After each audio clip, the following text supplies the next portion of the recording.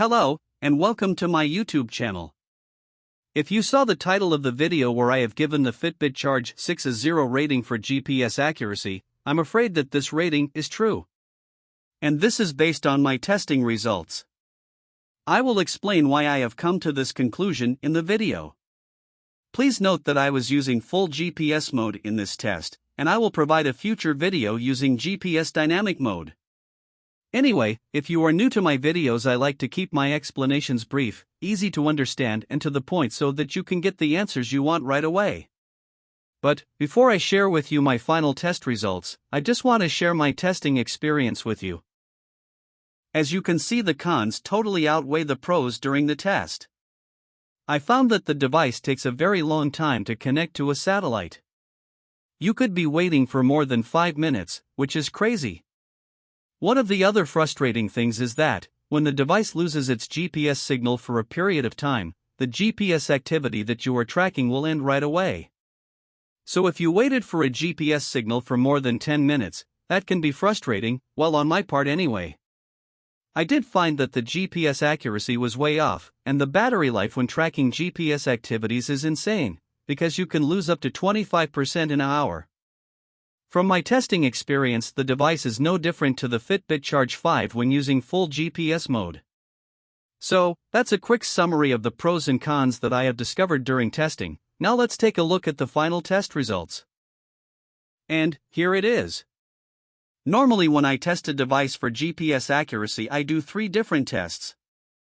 Since the Fitbit Charge 6 failed the easy level test, I made the decision to discontinue with the other 2 tests, therefore giving a no result.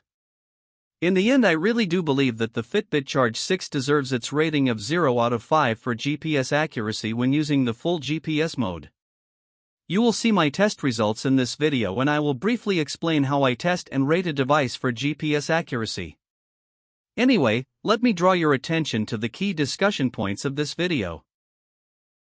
Now, if you are new to my videos, please do take the time to go through discussion points 1 and 2. How I test and rate a device won't take long because I have a very simple system.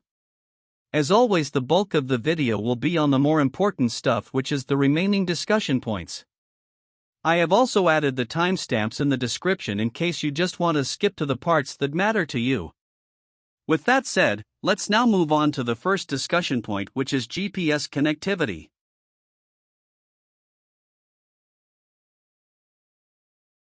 When it comes to GPS connectivity, the Fitbit Charge 6 can only connect to one satellite system. The device does not have any assisted support to help maintain a continuous connection by other means such as cell phone towers. The device also does not have dual band frequency, which means the device does not have the ability to lock onto another frequency for a stronger satellite connection. Since it can only connect to only one satellite system, it's one of the main reasons why the Charge 6 failed the easy level test. The Charge 6 does have the ability to work with your mobile device, which is called dynamic mode. You have to allow permission for the Charge 6 to access your phone's GPS. Anyway, that's GPS connectivity done. Now let me quickly show you how I test and rate a device for GPS accuracy.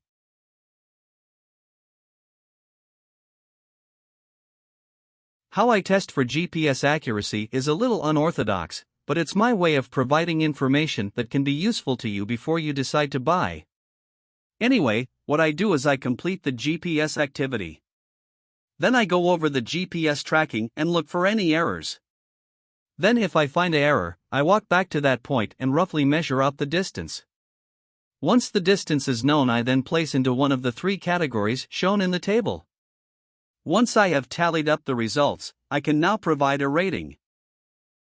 Now, the rating system that you see is built on testing many smartwatches over the years. I would test and tally up the errors, then categorize them into 5-star tier system that you see.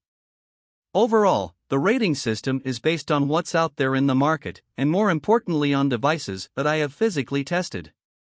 So, that's how I test and rate a device. Let's now take a look at the GPS results at easy level.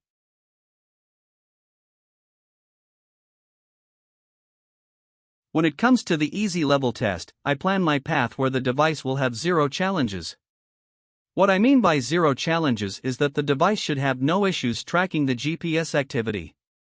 On the left is a video of what the easy level test looks like at ground level. As you can see, the ground is fairly flat, and there is a slight elevation along the way, but it's only gradual, so the device should be able to pinpoint your location. There are no tall buildings and there is no overhead obstructions like awnings. This is no different to any neighborhood block around the world, and if you chose a path like this one, you should be able to get accurate results. Let's now take a look at the easy level test results. Now that you get an idea on how I test and rate a device for GPS accuracy, you can understand why I have given the Charge 6 a 0 out of 5. The red dotted line is the planned path that I have taken, and you can clearly see the mismatch between two lines. I have also pinpointed the 4 major errors. In this particular test, I had to wait for more than 5 minutes to get a connection. As you can see, the start point is completely way off, and I do think I was lucky that the tracking did not end. As you can see, this is the reason why I have rated the Charge 6 a 0 out of 5 rating. In the end, it wasn't the result that I hoped, but I have to present the facts. One of the other things that I forgot to mention is that the test results that I have shown you was the best 1 out of 5 attempts. As you can see on the left, the path that I have chosen for this test had very little obstructions, but still failed. I also felt the device vibrating, which means the device is losing a connection.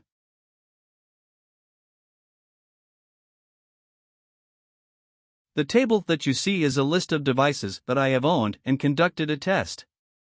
Devices that are ranked from 1 to 8 are fantastic alternatives if GPS accuracy matter to you.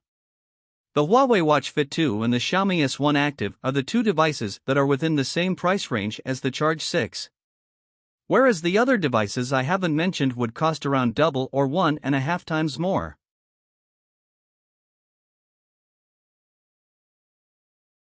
Overall, my experience during testing wasn't the greatest. I do a lot of GPS tracking, and the Charge 6 does not compare to some of the market leaders in this category.